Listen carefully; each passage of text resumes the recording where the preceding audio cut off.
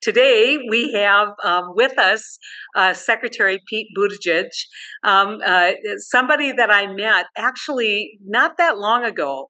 And he may not remember the first time he met me, but I definitely remember the first time I met him. I was in the United States Senate, and Donald Trump had just gotten elected president. And I thought, who who do we need to talk to? Who do the Democrats need to bring in to actually have a conversation about what makes sense in terms of messaging, but also, conversations that we should be having with voters? And so I decided that the smartest political people in America were big city mayors or small town mayors, and that we should bring them in. And I had heard a lot about Pete from a lot of people, as an extraordinarily talented politician, but also just a great thinker, incredible Renaissance guy. And I thought, yeah, right. I mean, how good can he really be? That's what I thought to myself. And really, from the moment that he started speaking about um, his vision for the country, his vision for his city, his vision for our political party, but mostly his vision for America and how we need to communicate our patriotism and our faith and our ideas. I just thought he is a rare talent. So it was no surprise when he was invited into the Biden administration for the all important role of infrastructure manager and taking a look at transportation. But probably since you all have, since the last presidential election, you've seen him a lot. You've seen him out there doing podcasts, being so incredibly generous with his time. Anyone who asks him, including the work that we do at the Institute of Politics, he stepped up and said, "Yep, it is go time." And that's not without a lot of sacrifice from somebody who's been in the cabinet for 4 years, traveling all around the country. Somebody who I'm sure most days would like to stay home and not have another event on his calendar. But that extraordinary talent of, as Obama once said about Bill Clinton, he's the explainer in chief. I think that's the role, Pete, that you have taken on, being the explainer in chief of what's going on in America and how we can revitalize this country for working people, how we can revitalize it for rural people, and how we need to have a conversation about change, but also about kind of traditional values. And so it's great to have you. And thanks so much for joining us here at the summit. Well, thanks so much for having me, and thanks for the kind words. Likewise, I've thought very, very highly of Senator Heitkamp long before she'd ever heard of me, and also really appreciated the chance to work under your aegis at the Institute of Politics and team up on a number of things that I think are about really making sure voices from places like where you come from and where I come from are heard and are part of a conversation that just hasn't always connected, especially in Washington. And some of the things that I believed about the Washington process when I was a mayor, trying to knock on the door of some of those buildings. When I got to there and got inside some of those buildings, I came to feel that way even more strongly. And we were able to make a lot of headway delivering results for rural communities, but I also saw just how disconnected the conversation too often becomes from what people are actually up against. My vocabulary and my approach on all of these things was fashioned in South Bend, Indiana, which is a city that went through a tremendous amount of upheaval economically. A lot of it played out before I was born. But by the time I was running for mayor, the big question was, can this ever be a place that young people stay in, or is our great export going to continue to be young people? And we saw a way to have a different future and change the answer. And part of that was through infrastructure, part of that was through economic vision, part of that was through just different ways of teaming up. And I've seen the power of these kinds of conversations and that kind of outreach. And very glad that this convening is another example of that. So thanks for the chance to speak with you about everything that we're all facing today. Well, I mean, it's really exciting because when things are really bad, there's always the only direction is up. And that means that we have a chance to kind of restructure how we have those conversations, to have have I think, a more meaningful dialogue. And one of the things that concerns me, never mind the brain drain that you just talked about, where young people don't see an opportunity in rural America, we see more and more conservatives and liberals self-selecting their neighborhoods and not wanting to be around each other. Mm, And that has, I think, exacerbated. I saw this in the urban rural divide, but I'm seeing it generationally and now gender wise, mm. with young men becoming more conservative, young women more liberal, and really this great divide of not having conversations with each other. How do we fix that? How do we, especially thinking about having a dialogue in rural America that is going to create kind of ideological diversity, not just a Yeah. single thought process? How do we change that? Well, yeah, I think that sorting that you've talked about has really been supercharged by the algorithms that drive how most of us get so much of our information. And this is especially true for younger generation that makes me feel old-fashioned for things like occasionally watching television on a television, which exactly zero out of the students I spent time with at the institute were doing. And I know is less and less how my neighbors here in rural Michigan, where I live now, get their information either. And what that means is instead of hearing from journalists who were answering to an editor whose job was to make sure that different sides were heard, I pick up my phone and I see basically two things. Here's somebody I already agree with looking good, and here's somebody I already didn't like that much doing something disagreeable that reminds me why I didn't like them. And that has played out to the degree that really has been, I think, unprecedented in the modern the political and social landscape we have. Which means that I think our salvation has to come from the offline. And when I think about the antidote to that, I so often think about the human, in person, 3D, in real life relationships that transcend those partisan and social divides. And I think this is actually one area where rural America has a lot to offer. Because people who live in smaller communities often have more overlapping circles of belonging because so many families that straddle political divides also have neighbors or faith communities or professional circumstances that can get off of the kind of pre-sorted concentric circles that we all live in with our online identities.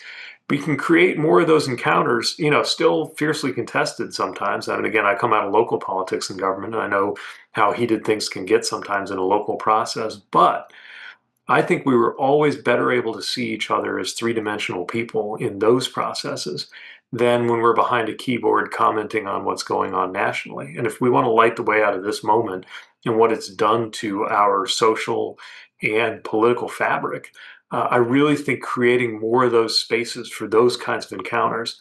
And there's so many ways to do it. From service, and I've always been a believer in military service, but also just national service and community service, to creating more of those kind of social environments where this happens. I think it's a really critical part to how we break this polarization that otherwise will truly pull us apart to where we can't feel like one country anymore. I want to raise something with you because it's something that I always say North Dakota and rural America has always been conservative. I don't think that we should pretend that it hasn't. But there's always been a conversation that happens at the local cafe, conversation that Right. happens. I always say, guys sitting around the table, usually solving the problems of the world that day, Hmm. having a great conversation. But there was always diversity of thought because people were willing to kind of express their opinion, and there wasn't that kind of anger or them versus us. What I will tell you that I've seen, Pete, is I've seen those kinds of tables diminish where again you think where you're talking about 3D, somebody says something that they disagree with, and rather than saying, can we just kind of explore that, can we talk about that, they get up and leave the table.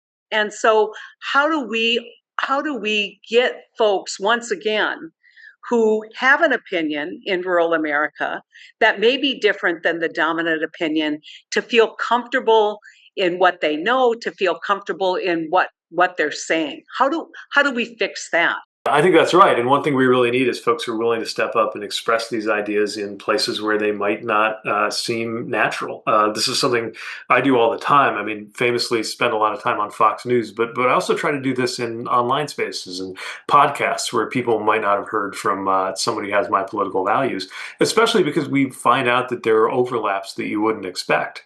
I think some of this is about tone, finding people where they are, appreciating that if any one of us had a different background, a different news diet, a different upbringing, we might have a different politics, and so it just isn't believable that your politics make you a good or bad person. And on the contrary, all of us find that we're a product of the influences that have acted on us, and we get to be one of those influences if we speak up where it might not always be comfortable. I think there's a respectful way to do it, of course, and tone matters a lot. I think definitely the Midwest where I came from equipped me with a certain set of norms about how to talk through disagreements that I think has served me well when I've gone into different environments, both digitally and geographically around the U.S.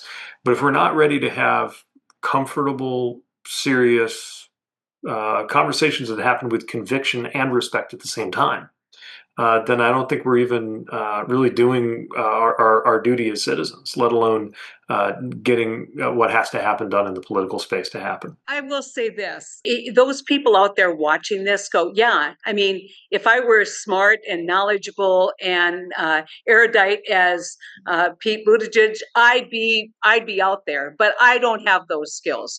I don't have that knowledge. I don't have that confidence that he has, that he knows he can get in a meaningful, respectful debate and make an impact and actually educate those people on the edge. And I know that probably about 30% of the people live in the extremes.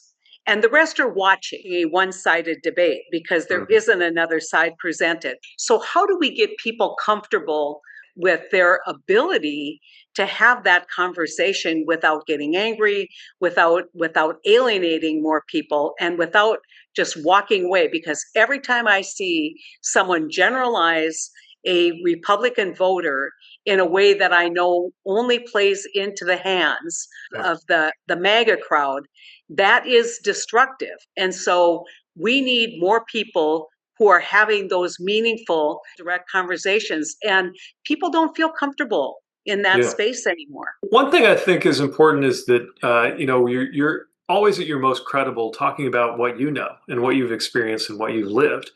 The whole point of politics is that it affects everyday life. And the whole reason I'm in politics is I want everyday life to get better in a number of specific ways that I think are connected to the policies and the values that I believe in. And everyone's an expert. You don't have to be an expert in the finer points of the tax code to be an expert in your own life and how you've been impacted by things. I just had a really moving conversation a few days ago with a woman and a mother in North Carolina who did everything right, and she and her spouse their employer insurance only goes so far in taking care of their daughter because she was born very premature and has extreme long-lasting effects from that. And Medicaid is the only reason that their daughter is able to live in their home with them. And it is just a pillar of their day-to-day life as a family. And as Washington was taking action and President Trump was preparing to sign the bill that cut Medicaid, I had a chance to hear from her and to share online her story to help remind folks what was at stake there. Everybody's got personal stakes in the policies that are being kicked around like political footballs right now. Uh, Everything from transportation. I used to always say when I was Secretary of Transportation, everybody's an expert, and I don't mean that sarcastically, on what transportation means to them. It's true in terms of all of these policy things at stake, though, from what's going on in our environment to family policies and some of the freedoms that we count on that make it possible for a family like mine to exist. Start there because it's a lot harder for somebody to contradict you when you're talking about how a political decision is affecting your own life. One of the things that I had a person on Facebook that I read out of Fargo who had a conversation with our senator who said, "Oh, this won't affect me." He explained how it's not going to affect me. That the kind of one of the things that you can start with if you're talking about Medicaid, you want to say you're cutting almost $1 trillion out of Medicaid over 10 years, and they're trying to convince you that no one is going to be hurt by that. And so one of the challenges that we have is to dispel this kind of myth about what the big beautiful bill will do. So what do you say to someone who has been told by their congressional member or by their senator that this won't hurt a child on Medicaid? How do you respond to that, Pete? Well, I would say that the congressional Republicans are telling on themselves. They claimed $1 trillion from these Medicaid provisions. And the only way you could possibly save $1 trillion is if millions of people who do in fact qualify, who are in fact eligible today, lose their coverage. There is always some margin in any system that you want to tighten up and improve, but there simply isn't $1 trillion of waste, fraud, and abuse in Medicaid. It's just not there. And so the only way to cut that much money out of the program is to kick that many people off of their care. Another way to look at it is to just line up the simple arithmetic of this bill. So, for example, they tucked in a $50 billion fund to make it look like they were concerned about rural hospitals. But we already know that at least 3 times that much money is going to be cut from the amount of Medicaid going to rural areas, which is, of course, the lifeblood of a lot of these hospitals. And we've already lost more than 50 or 60 rural hospitals just since 2017. And we've already seen one close just a few weeks ago, citing these Medicaid cuts as a reason they just weren't going to be able to keep on going. The best estimates I've seen say that about 300 more rural facilities, hospitals, and clinics will close as a result of that bill. There's just no pretending otherwise. And it's really important for people who've been affected by the closures that have already happened to know that they do have something on the line. Another thing I would say is that there's no American who is unaffected by this bill. Some people may think to themselves, look, I'm not rich enough to get these tax breaks.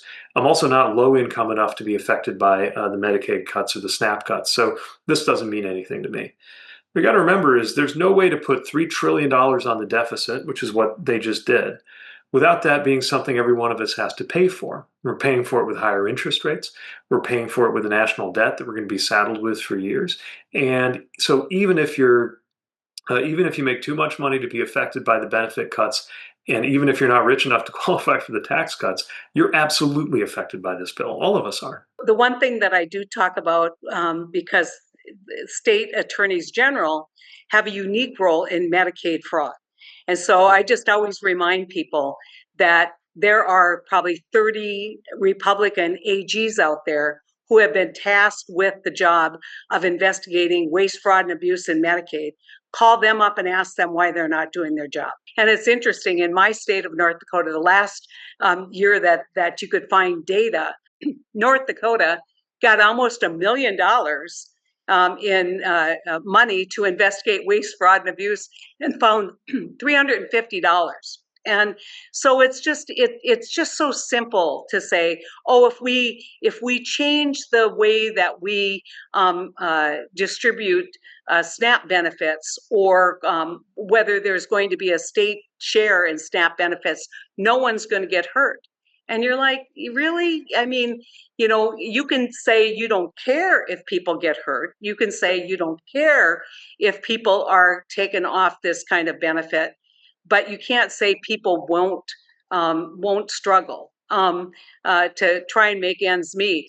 And so help me explain to folks on why getting a job, or many of these people who are on Medicaid are in fact working. Absolutely. I mean, look, this is something that I think a lot of folks miss in the narrative is that we're talking about working people. There are. I mean, this is definitely going to hurt some people who are unable to work, but this is also hurting a lot of people who are working right now. Remember, part of how this bill works is it inundates people with paperwork, so that even if they're working, it's harder to prove that they're working, or it puts them on a more vulnerable footing where if you're an hourly worker and your hours get cut, not because you wanted to work less, but because your employer doesn't give you a steady, reliable schedule. Not only do you lose the income, but now you might also lose your health care. Nobody's better off in other than I guess the folks who get the tax breaks that this is paying for, the wealthy people.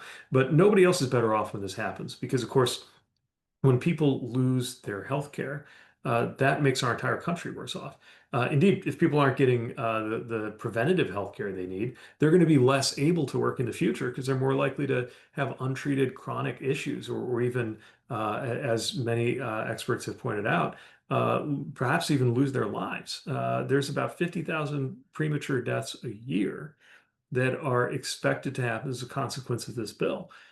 So you can't say that this is only getting rid of waste, fraud, and abuse, and then have any credible answer for why getting rid of waste, fraud, and abuse ought to kill 50,000 Americans a year. Health insurance on the exchanges, guess what? That is not going to be affordable anymore. In fact, the average Obamacare exchange premium will go up 50 to 70%.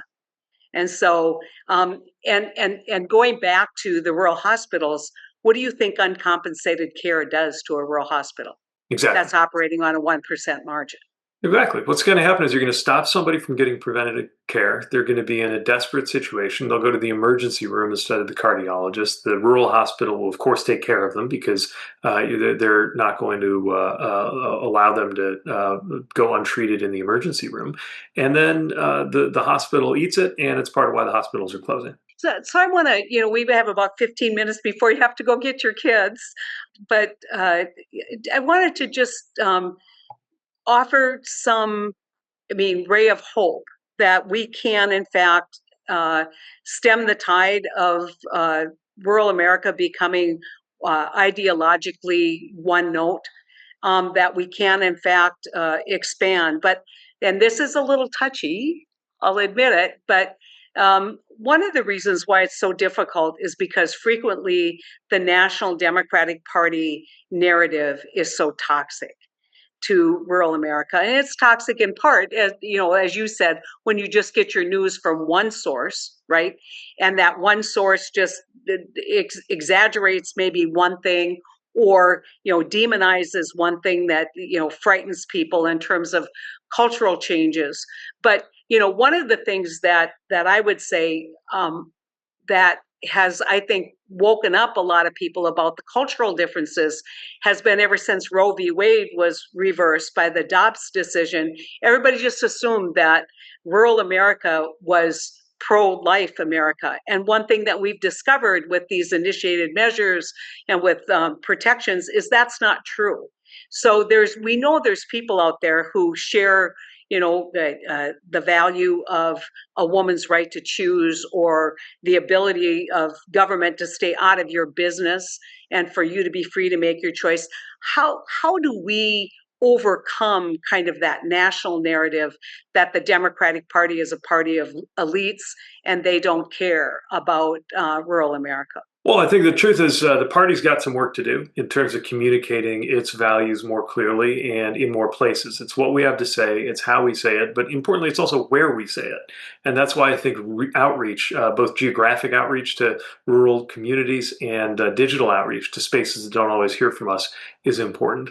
I think it's also important to appreciate that very few people have a simple party line set of values. All of us have complicated, overlapping values. And I know a lot of folks who are more conservative socially, but are outraged by the way that Republicans are giving tax breaks to the wealthy and cutting low-income people off of coverage. I know a lot of other folks who are in the business community. They're economically a little more conservative, but they're extremely troubled by the attack on rights and freedoms that has happened in the social realm. So my point is there's a chance to build a different kind of coalition right now. And in order for that coalition to succeed, we really have to do two things. We have to make clear what these harms are. We definitely have to do that, and not allow anybody, for example, a member of Congress. I live in one of the most rural congressional districts east of the Mississippi. My member of the Congress promised not to cut Medicaid, and then he voted for that along with President Trump just a few days ago. Of course, people need to hear that. But people also need to understand what it is we're for, how that everyday life gets better if you have leadership with different values. And I think my party has struggled to explain what it's for. And yet we can paint a picture of what it looks like when government actually works for you. It's not about making it bigger or smaller. It's about making sure that you get up in the morning and you're breathing cleaner air because your government did a good job of keeping that under control, and you're on a good road to get to where you need to go because you had a successful infrastructure policy, and you've got a good school to drop your kid off because we actually invest in education instead of cutting the Department of Education out. And you go to a job that you know you can count on because you have policymakers who care about employment in your area. And I could go on and on, but it's that Yeah. different and better everyday life. And I think it's going to be twice as important to explain what we're trying to deliver, given the enormous changes that are coming our way. Not just the changes that have been created by our political moment, but the changes that are coming about because of technology, especially including artificial intelligence, that is going to change every line of work in every part of the country very, very quickly. If you think about the kind of message of the Democratic Party, and I think that for three presidential cycles, and I know these are all friends of ours, but the message is we're not Donald Trump. Yeah. And we lost two elections saying that our party did, and so how come we have such a hard, I mean, what I always hear is, why do people in rural America vote against their interests? And I just say, nobody votes against their interest. You just Yep. haven't figured out what their interest is, and you haven't Yep. communicated how you are going to help people. I mean, our friend David Axelrod always says people, Democrats approach rural America like missionaries and not neighbors. I think that's right, and it has to. This has to be a conversation among equals. It can't be done with that kind of condescension. I mean, if I have a friend who's maybe a liberal attorney who's in a coastal city making enough money to actually win on these Trump tax cuts, and they're saying at a Democratic fundraiser with me, how come these Trump voters are voting against their interest? I could say, so are you. So we've got to have a conversation, and it's the kind of conversation I'm trying to have with my neighbors here in rural Michigan, where the folks who live by me, they don't have Donald Trump lawn signs; they have Donald Trump flags. And yet, when you get folks out from behind the keyboard and talk about what we really care about, people do want a country where there is more mutual respect, where there is more decency in high office, where there is attention to what so many of us believe, certainly in the Christian tradition, about taking care of your neighbor and looking after the least among us, and a whole bunch of other values that are, in my view, American values, better served by a very different kind of leadership than what we have in today's White House. We can have that conversation, but we have to do as much listening as we do talking. Well, and we have to come with ideas, and with a sense of principles and values that are mutual. I always say, if you asked a small business owner in Carrington, North Dakota, town of about 2 to 3,000 people now, if you asked them, what do you want out of life, and you asked a liberal in New York, there wouldn't be much difference between what they want for this country.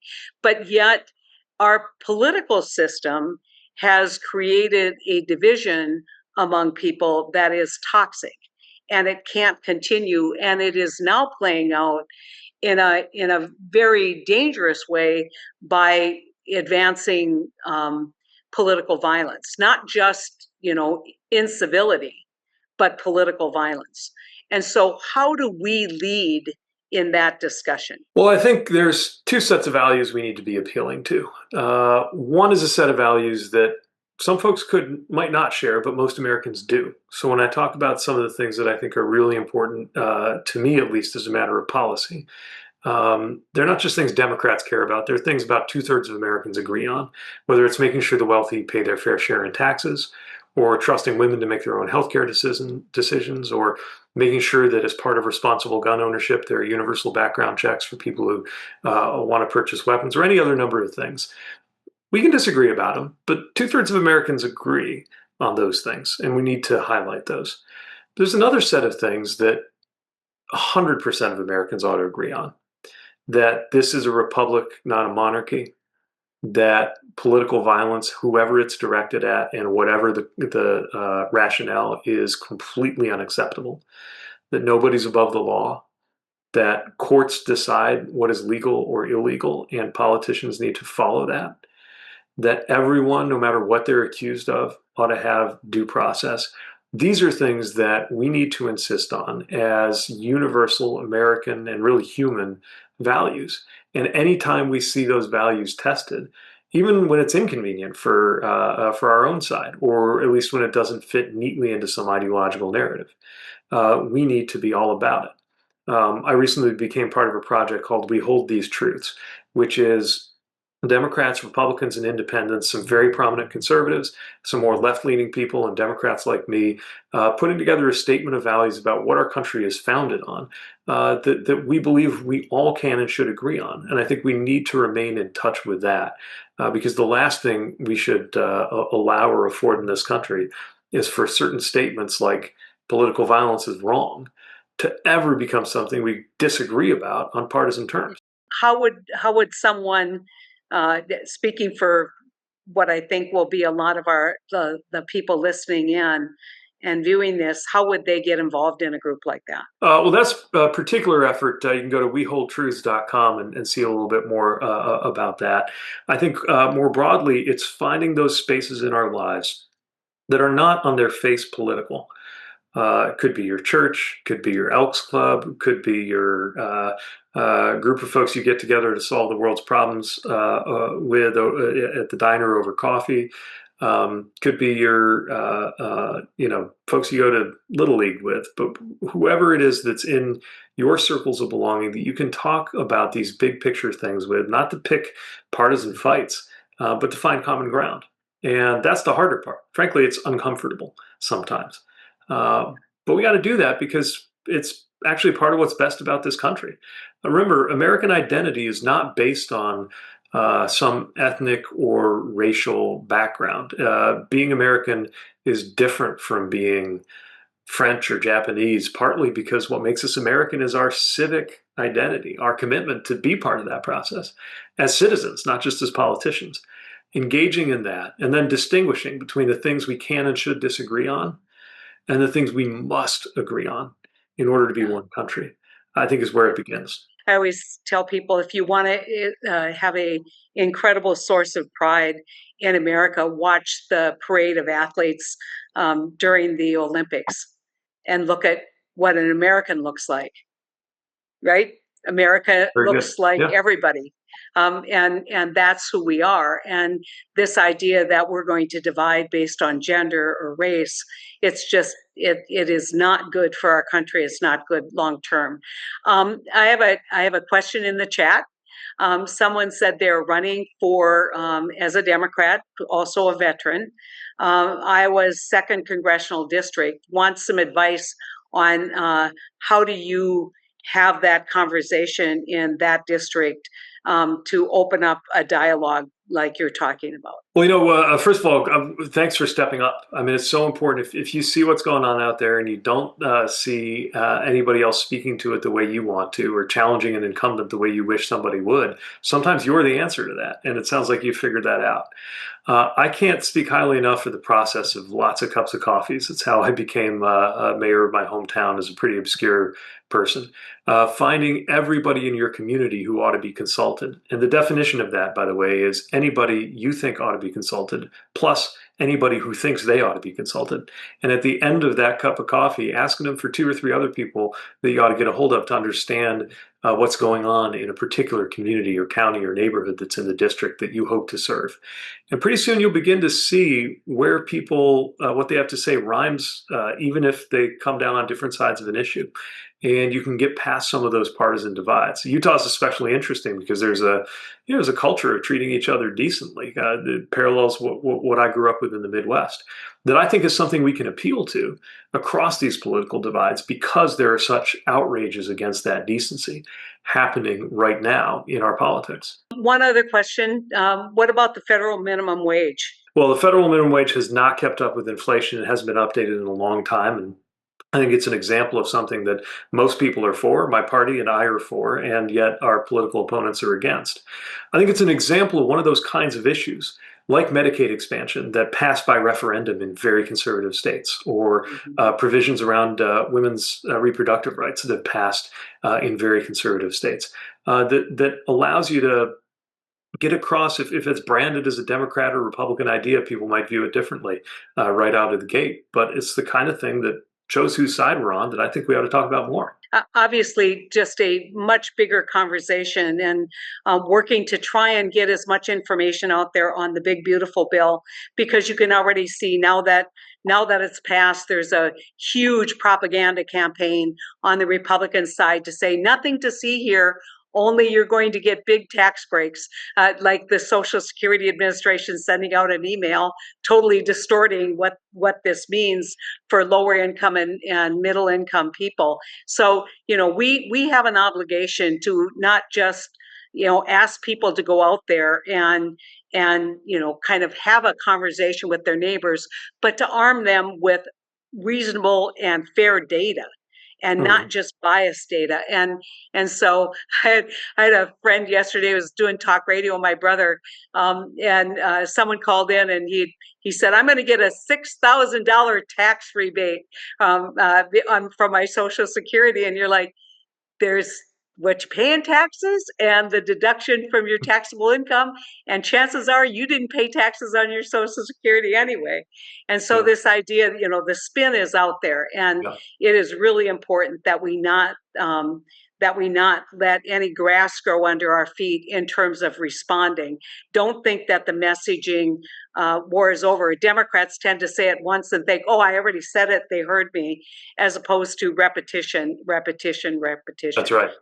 and having that conversation. And I know I got to get you out of here, but I just want to say, um, people are thrilled every time they see you out there doing what you're doing, to be respectful in your dialogue, your political dialogue, to be respectful in knowing that talking points aren't always the best way to do this. You've got to understand the issues and have really unique ways and important ways to communicate what the facts are. And so, where can we see you in the next podcast that you're going to do? Where are you going to be in the next 30 days talking about the big, beautiful bill? Well, I'll be out there. I'm going to be talking about this till I'm blue in the face. So you can definitely find my Substack or other social media channels to see what I'm up to, and Okay, hopefully you'll find Substack, me. that's people will Yeah, find that's you on that's Substack. that's definitely one place where I'm pouring out my thoughts, and hopefully I'll either be in a format, a channel, or a community near you before too long. You're welcome anytime in North Thank you. Dakota. I'd love to get back out there, see how those railroad crossings are doing. Pete, you're just Thank such you. an enormous talent, and